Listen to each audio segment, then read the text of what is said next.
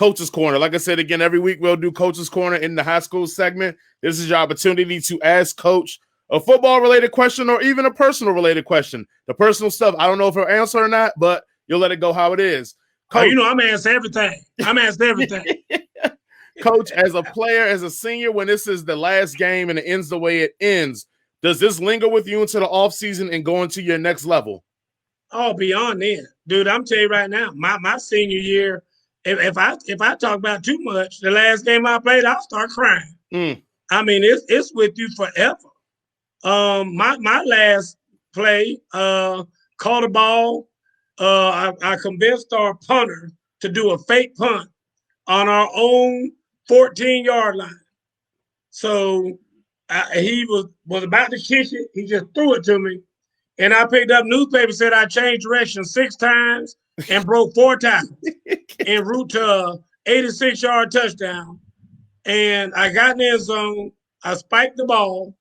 I turned around. Our fullback, Lorenzo Thomas, was running down the field behind me. He said, "Man, what you doing? You crazy." And I said, "Damn, Lo." And me and him both started crying. There was about 30 seconds left in the game. And so to answer your question, I mean, that thought is going to be with you for the rest of your life because you're always going to remember the end of something that was so great for you. And as far as football is concerned, you go back and talk to pro football players right now, and they will tell you the same thing I'm telling you now. Your high school days are your most loving, most treasured, most memorable days as far as football is concerned. All right. Cody Wilson asks, Coach, what is your favorite moment as a player? Oh, man, that's man, I can tell you this, Cody, and that's a great question. And I tell this to people all the time. I had greater moments on the football field in practice than I ever did in a game. You got to understand, you practice, 4 or 5 times a week just to play one game. And there are so many things. I can tell you some, like when I think about Barrett Carter right now, I can think of some miraculous plays that Barrett has made in practice that nobody's ever going to see. I mean, where he has caught interceptions with one hand, has just made phenomenal plays in practice that nobody ever sees. And so when I look back on my career, a lot of the great things that I did, like, for instance, I look at Vanderbilt. I had to have somebody come up and tell me when we were playing Army, hey, do you remember that touchdown you caught when you ran the post route? I said, yeah. He said, on that play, you broke the all-time SEC record.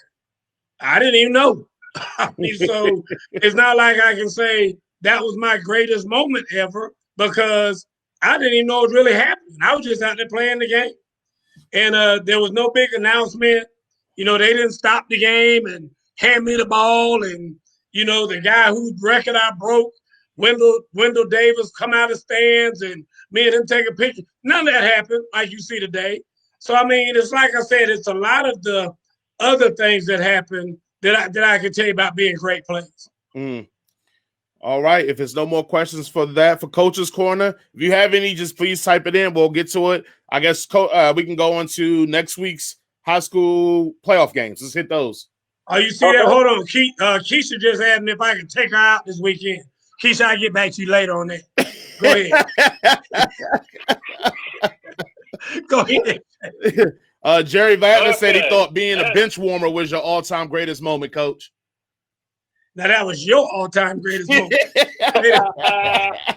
When they said, what is your all-time greatest moment? They weren't talking to you, Jerry. They were talking to me. Tom asks, Coach, do you miss playing? You know what? Great question. And I get asked that a lot. I'm very fortunate enough to be able to tell you that when I finished playing football, I was done. And I mean, I knew at that time I could walk away and be content with not playing. So I think you'll always miss playing. When the players are getting dressed on Friday night and we're getting ready to go to battle, I mean, you have that feeling. You're like, man, boy, I'm excited for these kids. Dang, I wish I remember. I love this, and that's why I continue to coach. But I absolutely love the thought of putting on the pads and getting dressed and and going out there and going to battle. So I still love it in that way, and I miss it, I can say, but I think I miss it in the right way, Tom, if that makes any sense to you. Mm-hmm. All right, and then we'll go with Jerry. When this will be the last one, we'll let Travis jump in and finish high school. If you have any further questions that we can't get to right now, by all means, you can text me, email me, and me and Coach could do a one-on-one where I ask these questions, and we'll put it out for the public. Jerry asks, serious question, Coach. Why did you stop playing after college? Well, Jerry, I had my worst injury I've ever had when I was with the Seattle Seahawks. I hurt my shoulder, tore up my shoulder, and I was a long time in rehab. Right in training camp is when I got hurt. And that's the worst thing that could possibly happen for a rookie is to get hurt. And then the doctor told me, said, you got two choices.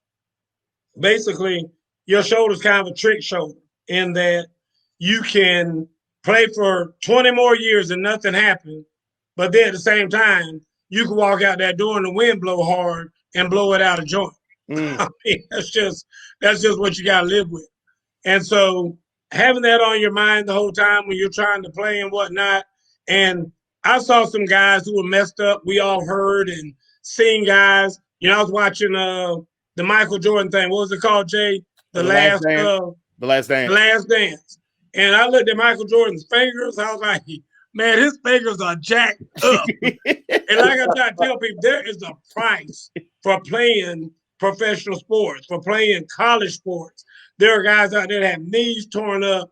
My nose has been broken 3 or 4 times and whatnot. I mean, just crazy stuff. Mm-hmm. So, but because of that, like I said, I think that I made the right decision to stop trying and just walk away from the game. And again, like I said, I'm comfortable with the fact that when I laid down my pad and said that's it, that was it. And you were at training camp with the Seahawks, correct? Seahawks, that's correct. Yep. All right. Travis, let's go hit it.